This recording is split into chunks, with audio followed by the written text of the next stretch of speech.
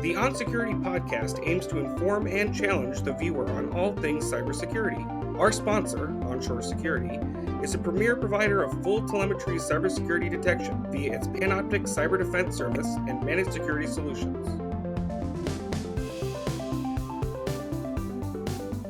Hi again, everybody. Stel from Onshore Security here for the next episode of onSecurity podcast. We've got Josh Eckler producing. Hi, folks. Thank you, Josh. You're awesome, Josh. And always. And then, of course, a great guest that I've known for a while. We've played around in the investor circles and in the Web3 circles and Marc's serial entrepreneur and whatnot. So let me just go ahead and introduce you, Marc Grens from DigitalMint, and he'll tell you a little bit about himself. Sure. Thanks, Stel. Great to catch up as always, and I appreciate being on the show. I am a co-founder, president of DigitalMint. I have a background in the capital markets. As Stel said, I was an active angel investor about 10, 15 years ago in the Chicago scene, and learned about this cute little thing called Bitcoin about 11 years ago, and saw this system and this protocol as a way to disrupt the settlement and payment system. So we founded a cash to crypto money service business operation about 9 years ago. And one thing we decided to do differently that a lot of the other cash to crypto operators, and instead of kind of turning a sort of quote unquote blind eye to who's actually using it, we decided we really wanted to understand who was using crypto, the good, the bad, and the ugly, to understand, the why. And, whether fortunately or unfortunately, we learned pretty quickly that, crypto and Bitcoin, being an unregulated, especially in the early days, the black markets took a real strong, liking to Bitcoin amongst some of the other early protocols. So we decided to learn about that. We decided to create, a compliance first organization to study and understand that, and try to defect it and report and communicate to our country and our states and regulatory law enforcement. So what that ended up parlaying our infrastructure into is building sort of a 10-lane highway for settling the highest risk of the highest risk transactions, is that's during a ransomware incident. So when a company is hit by the hacker and they're holding their systems hostage, whether they need to buy decryptors to get their systems back up and running, or they have to pay for data suppression, Bitcoin became the preferred choice. And we were sort of asked to build out the infrastructure and leverage our compliance to be able to support that. So I assume that's what Stel's going to want me to talk about in some fun Bitcoin stories. So I'll kick it back to you. Yeah. Bitcoin on demand, right? I know.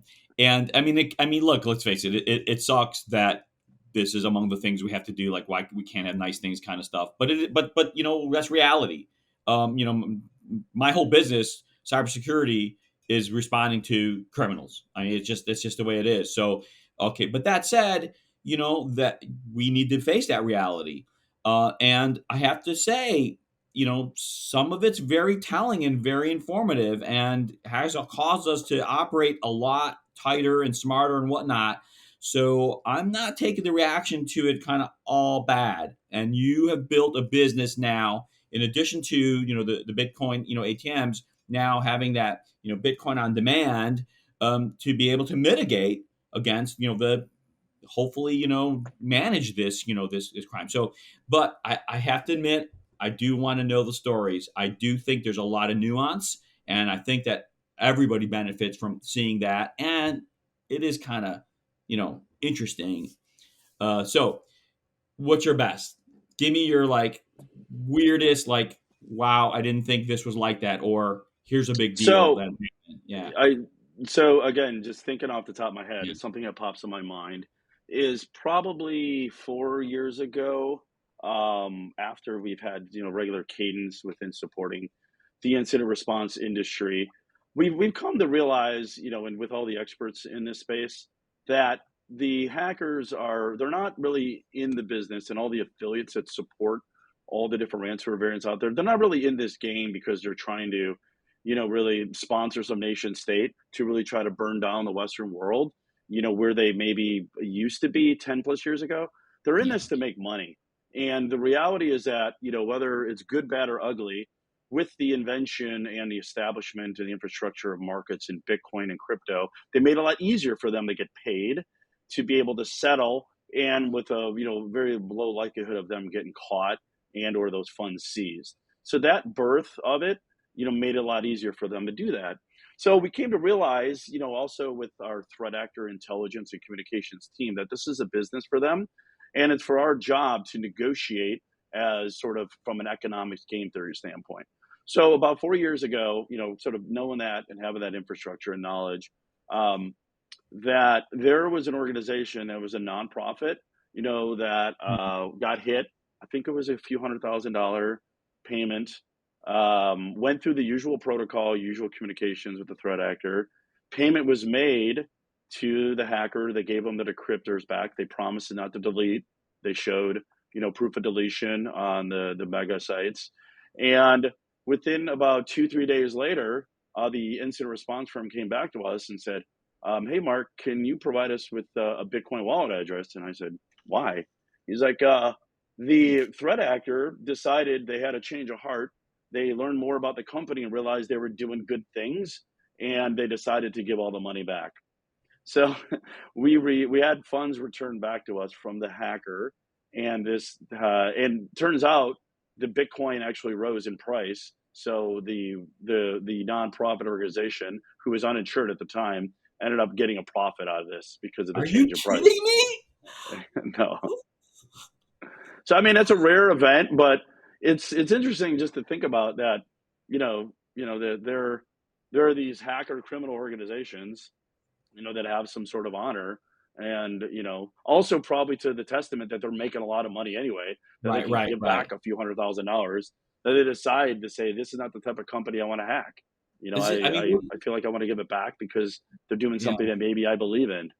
I mean, do you think I mean, you have some insight to these organizations. There might be some kind of thing like, let's say, they have to recruit people too, just like we do. They have to keep good employees, and they have to show that we're on a, their mission is, a good mission that we're doing, whatever. Do you think that something like I that might have played in? absolutely. I mean, at the end of the day, they're people, they're humans like us. They're driven on very similar incentives. They're very tribal in the same way. So they have infrastructure, they have employees, they train, they teach. When some of these affiliates or hubs of major variants that want to expand, so that could have been something that said, hey, we don't want to be in the business. We want to take money off pure capitalist organizations, maybe not nonprofit. And a lot of times they don't know who they hit. They may hit someone, and they're just fishing. They're Right, right, constantly right. fishing, and they're throwing out thousands of different cast lines, and they don't know always that they hit.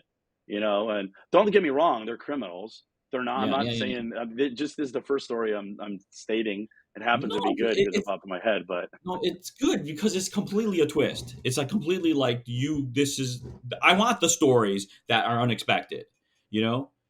What other pressures do they have? I'm really curious about this. Are there like optics that they think they have to be concerned about to the world or to a smaller community, the criminal community? I mean, what are the I pressures? I think what we're just tying into today's environment with ransomware variants. I think over the last 12 to 6 months, what we've seen in our intelligence shows that there are way more affiliates to ransomware variants than we've ever seen. So Okay. just to take a step back, what that means is I operate Taco Bell, and I'm the franchisor. I want to allow others to be franchisees. So a lot of them have opened up their playbook and says, if you want to be a franchisee or an affiliate of mine, you got to follow these rules. You got to follow this process. Here's sort of discount thing, process you can go. Here's how you get paid. You have to follow this. Here's how you obtain the decryptor after you receive payment. Here's how you go and basically you buy it. You keep 10% or whatever. You keep 20 and then give 80 to the house, or vice versa, or whatever the model is. So what's ended up happening is now you have an insane number of new sort of hackers who are affiliates to these ransomware groups behind the keyboard all over the world. So what the pressure for them is that, a lot of the rules within these variants, Lockbit, Alpha, Black Hat, two examples, that if you're not following the rules within the community, they know that folks are going to complain to the leaders. It's well known that all the major DFIRs have back channel relationships. That's what makes them valuable. That they know the right people on the dark web to go, and they can talk to if an affiliate is not doing a good job, and they'll listen to them. And at times they'll get banned or blocked and removed, and says, I'm revoking your license to be able to operate under, because you're not following the rules. You're giving us a bad name and a bad brand. And that's really important to these major variants that are out there, because again, if things are not going right, people are not getting their decrypt their keys, and these affiliates are not able to deliver on their promise, then it hurts their brand, and then people want to stop paying. Once you probably hit some tipping point and the word gets out within our community and the incident response, we all talk to each other. We'll stop saying, stop paying black hats, stop paying black boss, stop paying Lockbit 3.0 affiliates. And that's not what the groups want. So they'll be proactive. So that's what really I think is concerning, is not always knowing who's behind the keyboard and what experience they have. And it's our job to determine the good faith, again, honor among thieves, that if you make the payment in Bitcoin, which is irreversible, that they're going to make good on their promise by delivering on it. And that forces us to do more due diligence to get to that, 99% confidence interval that they can deliver. Is there heat because of optics from their nation state safe harbor? I mean, I know you're saying, hey, nation state, and the kind of like, let's say, political side of it is not as much of an impetus as it used to be, but they still have nation state safe harbor to allow them to operate. Yeah, they don't talk about it. That's one of those things that I believe that they don't want to talk, because they know they're generally familiar with like sanctions. They're familiar with the post-Russian invasion in Ukraine and all the sanctions that have happened. They're very careful to not even talk about it. And if you recall, back in February of 22, when the war broke out, some of the those who worked with Conti, were part of the main core group, leaked messages. I mean, that's old news, about a year and a half ago, but it's important still. And it sort of set the tone, is like, keep your mouth shut. So they don't talk about it. Don't say money. Don't say I'm going to support and go after anybody who's not, who's against Russia. That implies, nation state actor, which is banned. And again, it really sets a test. It tells a story that they're in this for business reasons. They want to get paid. They say it all the time. This is business. We're not going to ruin you. We'll help you. We'll show you proof. After payments made, again, it really sets the tone that keep your mouth shut, because, we're in this to make money. About what goes on behind the scenes in terms of the support of their country, nation state. I mean, there's still a lot of questions and unknowns, and I think that's the way they want to keep it. They don't want anyone, because that can be bad for the industry and bad for them to get paid. Well, give me another one. Yeah, we have another one comes to mind. A good one that's gonna, like, I guess a lot of them are kind of boring. There's like, oh, here it is. Here's the the ransom. Here's the money. Here's the the currency. We got it in time. Pay it out. Right. I mean, a lot of them are just boring. Yeah, I think what's also interesting is we see at times, the over exuberance of a company that is a victim and that don't want to pay, which is fine. Again, we're not in the business to make a recommendation that you should pay. We're not there. We communicate. We're part of the stakeholders to communicate with the threat actor, and the over exuberance at times to say, we're not going to pay. We don't need to pay. We don't pay terrorists. And we say that's fine, whatever your positioning is. We have good enough backups. We're not concerned about the data that's going to leak. Like, let's just go and do a faux negotiation. And we find in a lot of instances where, going through the process, the backups are not as strong as they thought. It could be an older version. Even 2 weeks old can really disrupt it if you're missing 2 weeks of data, as you're probably aware of. And they'll come back and say, oh, wait, hold on a second. The data, they're not as good. Maybe we need to change our tune with the threat actor and not, be so off-putting with them. And maybe we need to start talking about that financial, and we've had situations where, to a story, I'm going to do my best to de-identify this. for confidentiality purposes, where there was information in the data leaked and through proof of exfiltration, looking at sample files in the file tree, there is some really heavy stuff that were showing marital affairs, and the threat actor was using that to threaten to say one of your key employees was doing something internally with another one of your key employees, and I know the email and phone number for their spouses, and I can go and reach out to them. And we went back and had a sidebar conversation with counsel first. Then we brought the client in, and it was amazing. They went from we're not paying to them and say pay whatever the man is or whatever the threat actor is asking on a dime. And it really shows. I think at the end of the day is we're like an ER room. We're kind of numb to this because we do it all the time. But the victim coming in, they're not used to being in the ER room. They're panicky, they're Right, emotion. right. And sometimes their defense mechanism is like, we don't need to pay. We're fine. We're going to survive this. But then going through the process, these threat actors are good. They know what they're doing. They're trained. They know what to look for. They know how to use that against them.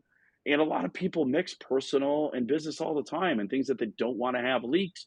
And they use that to their advantage, such as that. And they look back and say, oh, they have that? Okay, let's pay them right now. And it's egg on their face because there are other executives who are on the call too, and it's not just them. Who knows whatever else is going to happen after the payment is made. So those cases happen quite a bit. Well, does stuff like that affect insurance? Like, you think insurance might have a reason to not pay out a claim, maybe under some circumstances? That's a good question. I can't imagine that would, be an exclusion to a payout for the extortion, because I think it's very Maybe if there's muddy and gray something with more like fraud or crime and criminal activity that was fraud. Yeah, revealed, I maybe mean, more. obviously fraud is different, but if there are people, meddling business and and personal and pleasure, Yeah, I think obviously in that situation, they have to abide, by whatever the contract and say. I don't think they have any exclusions to say if you're having an affair and it comes out, we're not paying for that. yeah. So. Well, what kind of resistance are you seeing, if any, from insurance? Are they like, let's try to find ways to not pay it and kind of push that or support that, or they stay on the sideline and just cross their fingers, or like what kind of pressures are you seeing from I mean, that's insurance? a good question. I think they're more supportive than one, would have thought. On the surface, you would think carrier is going to come up with every reason to say no to a payments. And thinking about some of the general concerns or maybe exclusions that you can't pay something that's that's an OFAC sanctioned Right, right. variant, a wallet address, or any other information that comes in, even in the IOCs that the forensics firm's looking at, IP Yeah, addresses that are pinging in North Korea, for where part of the malware is, sitting and server. Like they're very smart, and they want us to do a thorough job as an industry, but they're not necessarily looking for reasons to say no. They just want to gotcha. make sure that the group is thorough. We're not playing games. We're not trying to withhold anything that's important, because Yeah, they just want it to be done thoroughly. So surprisingly, they very much in the last couple of years, the insurance companies have upped their game. They're adding their own forensics, professionals. They're adding their own instant response teams. sure. They're adding the threat actor negotiators. They really are understanding. They're hiring folks who understand the sanctions, not because of looking at reasons to pay, like not pay out. They just want the data. They want the information. They want to write better policies. They want to write better claims, because their job is to be sustainable. This is not, let's write policies. We're in this to make money in 2 years and we're out. It's all about sustainability. The more data they have, the better that they can write policies to make it sustainable. Because if you come up with reasons to not pay claims, I mean, there's a lot of counsel out there that's going to go after them, that are going to Yeah. sue them and tie them up, and make them look bad. They want to be good. They want to have honor too within the industry, and understand that they're becoming very smart and well equipped. Well, yeah, the Mondelez, whatever case. So that to me, kind of really scared. Me, a lot of people. Hey, is insurance going to start? It was the claim this is like a nation state act, and so our insurance doesn't cover it. And they lost. Zurich against Mondelez, I think is what it was. But anyways, So I do worry about that a bit. And actually, this is really positive to hear. Not that we really, are happy to make these claims. There's massive damage and disruption, even if the insurance company makes you, whole, as whole as they can. So it's like nobody wants it. This isn't like, oh, a tree fell on my garage. Great, I get a new garage. I mean, this is massively disruptive to your business. I don't think you could even really put dollar amount on it. It's hard. Looking I don't ahead. know how anybody, me having a finance background, Yeah. and a fan of modeling, I can't even imagine how they model out even accounting, like forensics accounting, to Yeah. deem business interruption losses, Oh. Oh. to be able to make a claim, and even in short period of time within maybe a couple of days of the breach to say our systems are locked up, our clients can't buy, our vendors are walking away, to try to say for every day that goes by we're losing X dollars. I mean, it's complicated. There's a lot Oh. of Yeah. work that goes into deem what those losses are, and it's still not an exact science because there's a lot of qualitative information and assumptions that are made, within those models to deem what those losses are. That's a tough job, Yeah. for anybody to sustain, and even unintended consequences 6 months, years down the road that can have losses that maybe are not accounted for up front. Yeah, yeah. No, I know, of course, and like, this is all stuff you can't like sell off to kind of insurance risk, and then of course you can't even pay ransom if it is a whatever listed entity, whatnot. I hope they kind of help you keep from tripping over that tripwire. Like they don't go ahead and authorize a claim or payment without making sure it's been verified that this entity is not a listed entity. The industry over the last couple of years have completely swung the pendulum in terms of knowledge and just best practices within cyber insurance claims departments to do the due diligence, for forensics to do their due diligence, have redundancies as well. Use a registered money service business who's doing all the work and all proprietary due diligence on every transaction. It's very complicated, and to build a reputation, you can't just knock on the door and say, I'm going to give you money to support. It takes time to build those relationships and be in concert with the regulations and all the way up at Department of Justice as Mhm. well, to understand what the requirements are, and be part of those circles, because collaborating with all the different stakeholders and officials and government entities is important, because we're at the end of the day, is we're all in the same business. We're trying to stop this from happening. I mean, it's pro-American to stop what's happening, to limit it, Yeah. because we don't want this industry to last forever. It's always going to be here, but to certain extremes that we're seeing right now, we're working together. Like conferences like Black Hat and all the groups out there are trying to do whatever they can to create the biggest walls and defenses, and onshore as well, to make sure this doesn't happen. And then we could figure out using our skills elsewhere, versus us being an instant response team. So, but at the end of the day, it's happening. We just got to put out these fires, because if we weren't put out the fires, they would burn down companies. These companies would not exist, and they would have way more damages. Whether it's good, bad, or ugly, the payment side is important. Yeah. Whether No, some no, like it or no. not. No, we need you. I mean, we need you, right? I mean, we need, whatever, doctors and lawyers and everybody to kind of do their jobs and tighten things up and make us healthy and keep us safe and prevent. But we'd be, deceiving ourselves if we think our ecosystem doesn't have a need for, this part of that, the service side, which is to make people whole when there is damage, to recover, and that means working with criminals. Sadly, I mean, it's the reality of it. So, but tell me, like, what do you think? Kind of like a closing thing. Insurance companies maybe doing more stuff. That's a changing landscape. Government being a little more kind of, let's say, smart and vocal and trying to get policy out there, trying to get, and this is globally. This is not just U.S. Everybody getting smarter, cybersecurity getting better, companies like onshore protecting people better and better, and so tell me what you think the future of your business. And I know there's also the ATM side of the business too, but focus on the you know Bitcoin on demand business. What do you Yeah, see I as the think it's. future of it? Mhm. I think it's. That's a good question.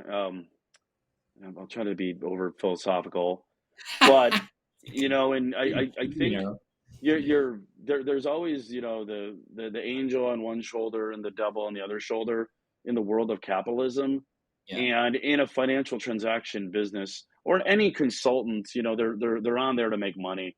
They set up their shop as an incident happens to make money, and overall, when there's enough, the incentives continue to increase and margins are attractive for these companies. They get acquired, they pay themselves big bonuses, all that stuff.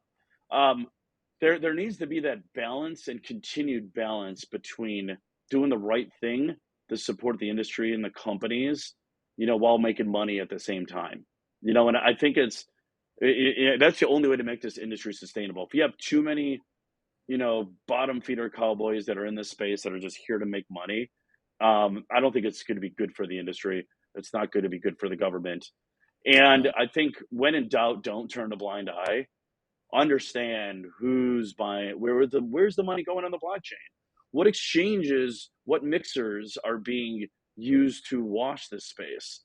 Who are those behind the scene? Is there ways that we can intercept these funds?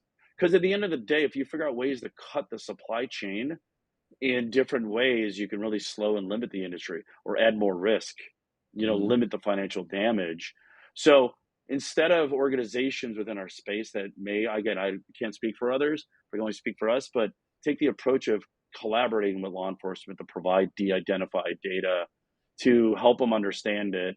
The groups like Chainalysis, TRM Labs, Huh. Elliptic, BIG, these blockchain forensics companies are out there, and Merkle Science, amongst others. They're in the business to provide forensics on the blockchain. They're basically providing transparency on attribution of where it's going. And the more information we collaborate with them, the more we collaborate with law enforcement, the more we can see who's washing. Where are there other countries around the world that are maybe turning a blind eye, that have crypto exchange, peer-to-peer mixers that are happening, that maybe we can stop and report on? Maybe they don't know what's happening. And if we don't support the industry, if we're not collaborating, if we're just pure capitalist mindset and say, I'm not trying to, increase and try to take the theme of limiting and destroying, threat actors, it's we're losing the chance to provide that intelligence to law enforcement. The shutdown, Garantax exchange, perfect example. Out, I think it was in Czech Republic. It was a front for Russians, ransomware variants to clean their money. They got raided and shut down. Hydro Market was known for black marketplace to clear and clean money and used by other ransom. That was taken down and seized. You hear about more and more, and the reason this happens is because of those that are actually have a little bit of altruism, enough to keep the sustainability of the industry by sharing and collaborating that information. If we weren't doing that, none of that would happen. Yeah. So I think to conclude, I would say, when in doubt, just find ways to do the right thing and provide intelligence to make this, a better place and a better corporate ecosystem operate in. No, I love your vision. It's a big vision. It's a hopeful vision. And you're totally not wrong that this is an activity that we've seen on the kind of law enforcement side, is way better last couple of years than before. I mean, we're really seeing movement. We're getting more sophisticated there. And I think it's people like Digital Mint that are finally doing it professionally, such that we're gathering information, making some better decisions. I'd like to see that better collaboration with law enforcement. I want to see Digital Mint succeed in that. And hell, man, maybe we're going to be like scraping some of our money back from these criminals. We'll see, getting putting Yeah. them behind bars. You're awesome, Mark, and this is a good fight. It's got an ugliness to it, and you have to navigate these. But we need people like you to do that. So let's wrap on this. Thank you for coming. Love to have you again and continue this topic or other awesome topics. You and I have so many things that we share that we can talk about. And thanks, Josh, for Thanks, producing. guys. Great conversation. Great. Thank you. Thanks for having me. All right, and we'll do it again. So long to the audience for the Onshore on Security podcast. Marc Grens from Digital Mint. Awesome guest. Good day.